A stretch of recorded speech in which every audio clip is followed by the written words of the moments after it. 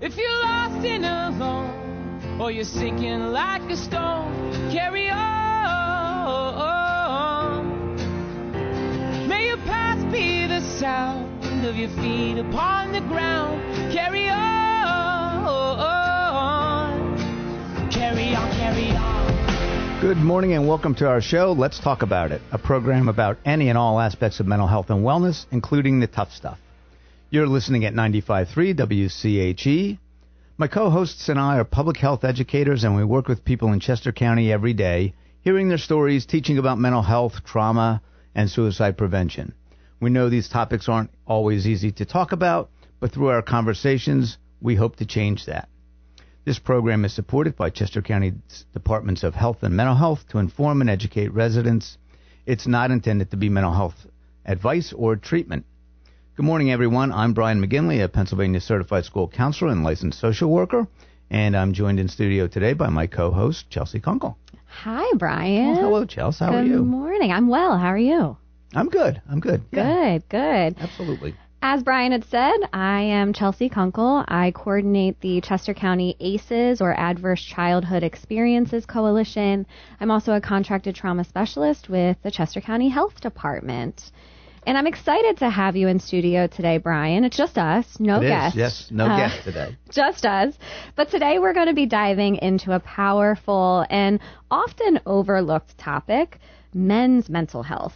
So June is actually recognized as Men's Mental Health Month, a time to raise awareness about the unique mental health challenges men face and to encourage open conversations, support, and healing.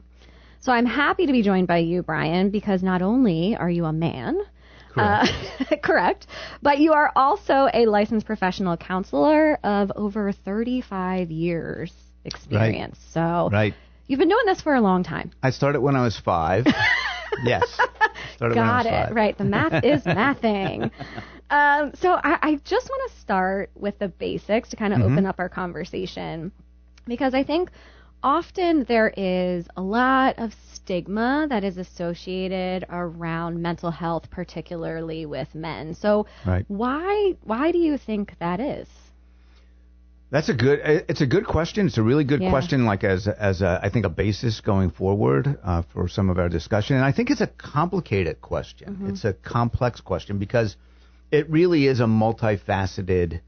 There are multi-components to the responses, and one part of it, a big part of it, and this has been for a long time is the socialization around boys and males and men. Right. And that socialization, I honestly think that sometimes it gets a little bit underscored as to how powerful that is. And it starts super early in life. So young.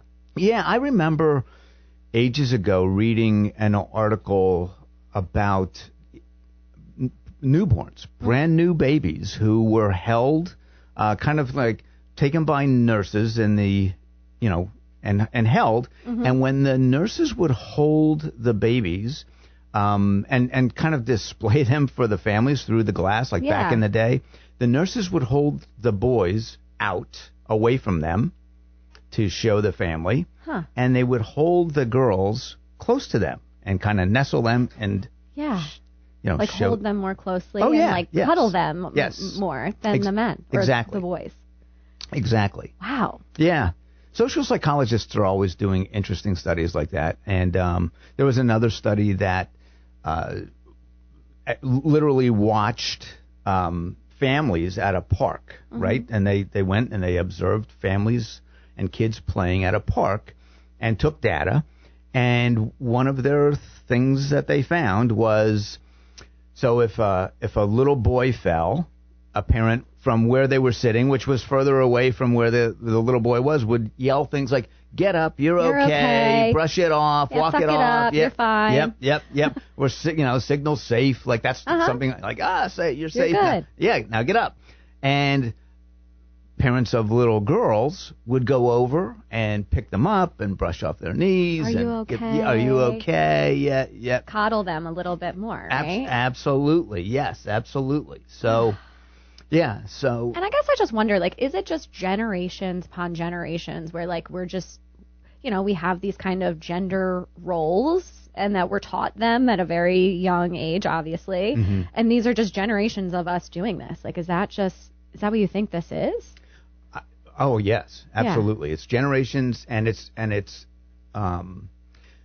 think it's also, like I said, it's complicated because, when we're saying to little boys, let's say, man up, you're okay, don't cry. Right. That goes back more than generations. That goes back to like probably hunting and gathering times, hey, if you're going to come out with us and you step on something and hurt your foot, you can't cry. Yeah. Stop. Stop. You can't make noise. Suck it up. Those kinds of things. This is really a little bit of a digression by me, but a number of years ago, and I don't think this play exists anymore, but there was a one-man play. It was called Defending the Caveman. And there's probably, I'm sure there are remnants of it on YouTube because everything still exists on YouTube. But it was fascinating, and one of the things that it did was it kind of went back that far and tied it to, some more modern times as well with the differences just in socialization. So some of those skills are super, super important. They get a bad rap. I think oftentimes it's you shouldn't be telling, boys to be tough. Well, there's kind of a reason why we do that, right? Right. Yeah. That's not a useless skill in life. You do have to power through some things. Right. Trying to teach them resilience, really. Right. At the end of the day, but it can also be quite damaging as well, especially if we continue to harp on that or we shut down kids' emotions. You and I are both, we have raised and I'm currently raising a son, right? I'm raising a boy to become a man, and it's hard, right? This balance, because I want to make sure that he is tough and I want him to be able to kind of power through the challenges and the adversities that he's going to experience. But I also want to make sure that he can identify emotions, be able to talk about his emotions, and reach out for help or support when needed. So, what is the balance here? How do we balance it? Yeah, and I think that part of what you're saying, and I think we're going to talk to, what some people call, just emotional awareness and being aware of what you're feeling. But a lot of it comes down to context, right?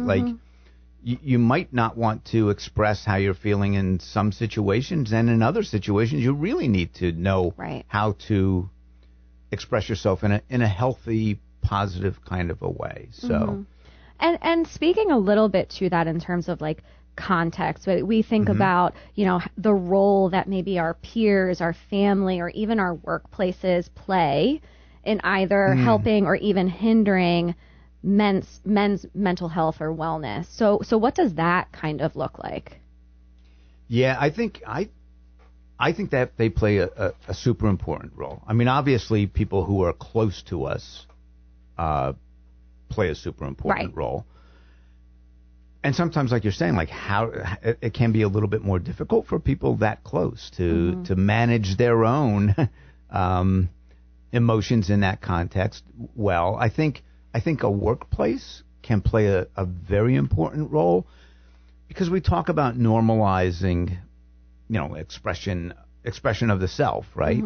And I think things like an EAP, an employee assistance program, is a great way to help all employees, but in our case today, for the sake of discussion, help men see oh wait, this is a job benefit. This is something that everybody gets, so it must be needed, and I can use that. I can utilize that, and it's available. So I think EAPs are super important, and it'll be confidential. Absolutely, right? Yeah, it will be confidential. So I think things like EAPs are super important.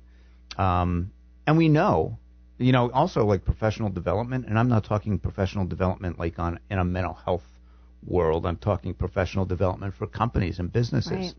Right.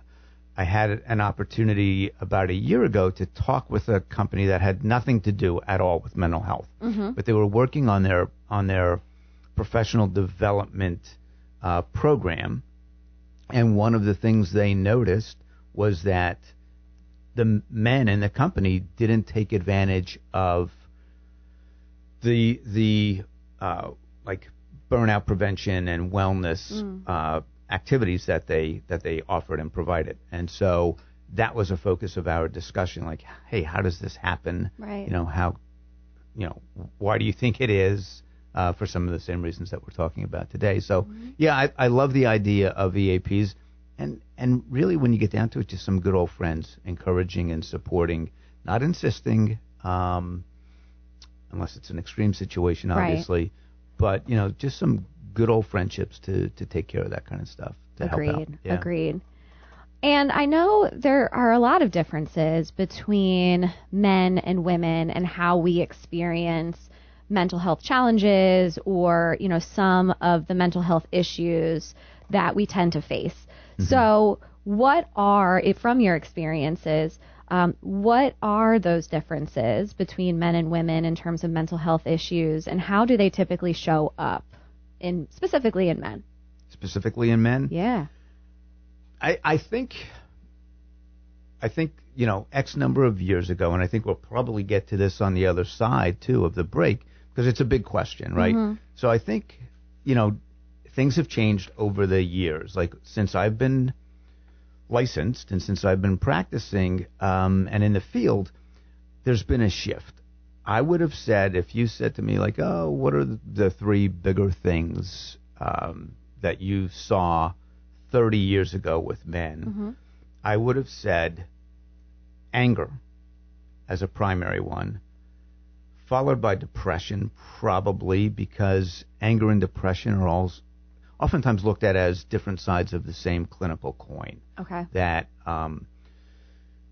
when a person's dealing with intense anger, if you scrape away enough of that, what you have underneath is depression, which has also been called frozen anger, right?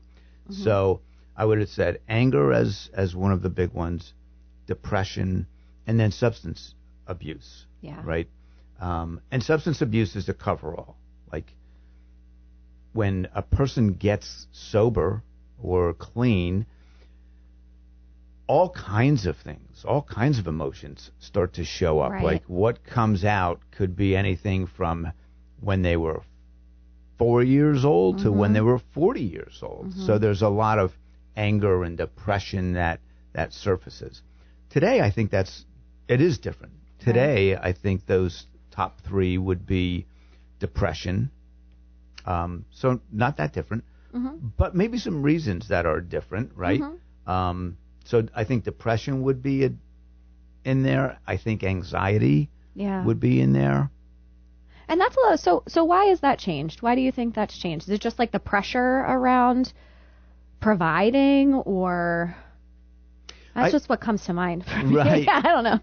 Yeah, I think there's always, and that's a great complicated question. I think, first of all, we're always talking about anxiety, right? Like, the social pressure that we don't even, sometimes we're not even aware of it. We just know that our phone goes off, and this family down the street just bought this car, and these people are going here, like keeping this. Up with the Joneses. Yeah. Keeping up with the Joneses is the old way of saying, like, now it's all social media stuff, right? Like, you see it differently, right? But I think that anxiety. We also live in a much more fear-based world than we did before. Like, we don't rely. This is a big change too, I think, Chelsea. We don't rely on ourselves as much to be able to problem solve. I really, and this let me be clear. This is Brian's Cracker Jack philosophy, right? This isn't. This is not clinical, right? It's clinical, but it's not like, oh, I'm gonna Google this and find, hey, this is what Brian said. No. So I think that's we live in much more fear. Okay. And that, I think, contributes tremendously to this anxiety that you mentioned. And that makes sense. I think we're going to get a little bit more into this when we come back from the break, because we are coming up on a commercial break. You're listening to Let's Talk About It with Chelsea and Brian on 95.3 WCHE. Stay with us, and we'll be right back. If you're lost and alone, or you're sinking like a stone, carry on. May your path be the sound of your feet upon the ground. Carry on. Carry on, carry on. Welcome back. This is Let's Talk About It, a show about any and all aspects of mental health and wellness, including the tough stuff. And I'm joined in studio today by my co-host, Brian. And today we've been talking a little bit about Men's Mental Health Month, which is in June. So we're honoring that month this month. And before the break, Brian, we were talking a little bit about the differences of men and women and how we experience some mental health challenges. And I know you had mentioned depression as being, one of the main, I think, mental health concerns that you're seeing in men. And so I wanted to get a little bit more into that, like how it really shows up or manifests in men versus women, because I know a lot of men are really struggling right now with depression. Right, and it does. It's a good thing to know. It's a good thing to understand, and it's part of that, again, that emotional awareness and kind of emotional literacy that we were talking about earlier, because it can look different in men than it does in women. We tend to think sort of traditionally about depression as being sad and crying and being upset and maybe not being able to get out of bed and function, and that is oftentimes very different from how men express their depression. With men, we might see things like irritability. We might see things like anger. I mean, we talked about that connection just a few minutes ago. We might see things like dangerous behaviors, like excessive risk-taking, like speeding in a car, any kind of like with kids. I would see teens in particular, who were depressed, and they would do kids would come in and they would say, they would literally be in an arm cast and say, well, what did you do? Oh, I was skateboarding and I tried to jump off of these steps near my house, and there's 15 of them. For a little while back in the day, backyard wrestling was a big thing. Yeah. And like those kids were looking for almost like a dopamine hit that it was because that was exciting. They found it exciting and dangerous. And underneath all of that was this emptiness, joylessness, really depression. Hopelessness, yeah, exactly. So there's some of the ways, and women definitely report much more depression and sadness than men's, but it definitely manifests differently. Wow. Well, that's interesting. Just the differences between how men and women experience, and it's not just limited to depression, right? Like we experience all of these mental health challenges a little bit differently, and they can show up differently. Yep, absolutely. But I also know that there's an impact, right? When men tend to avoid seeking help or treatment, like they may recognize that something is going on in their lives and they just don't either feel comfortable, or maybe there's a stigma around it, or they don't know where or how to turn to help. So what impact have you seen when men delay or avoid actually reaching out or seeking help or treatment? Well, obviously the most destructive and the most tragic is in extreme situations when men take their own lives. Right. And I think it's important to note that the rate of suicide is much higher in males than it is in women and females. And so that's the most tragic one. That's the big one. Absolutely. But with that, along those same lines, there are other things that are tragic. Addiction or substance abuse. They all kind of that piles on and creates other problems. But there are other problems, even if a person wasn't abusing substances. Things like relationship losses, because when we're talking about depression, and we just said, it manifests through irritability. Right. It manifests maybe through anger. It manifests through, withdrawal from relationships. Yeah. That's not the recipe for a good relationship, No, right? that's really going to impact it. Yeah, for sure. Exactly. Exactly. So there's some of, and then it starts to spiral, right? Mm-hmm. It can be a self-destructive, feeding kind of cyclical spiral, and so arguing and bad moods, and when it starts to leak into a job, Right. And job performance, or those things all are tragic, Absolutely. casualties of not addressing depression, Yeah. earlier in the process. Mm-hmm. So there's a lot of really harmful stuff. Right. And I just made it sound as though it has to end in some oh, this is awful and big. That doesn't have to be. There is this thing we used to call it dysthymic disorder. It's not called that anymore, but it's, for lack of a better, I think it's a good context to understand it. It's like this low grade depression that just follows a person. Kind of like lingers. Yep. Right. Yep. Always in the background. Always there. Yeah. Yep. Always there. So it's not necessarily so persistent that maybe it's, impacting your daily functioning. Right. But it's always kind of there and lingering in the background where you're like, okay, this is happening and I don't know what to do about it. Right. For a lot Right. of folks, they don't know what to do about it. Right. So I want to now shift more Yes, into yes. a hopeful note and maybe talk a little bit about solutions too, because Sure. we know that support and therapy, they work. Like we know Right. that for sure.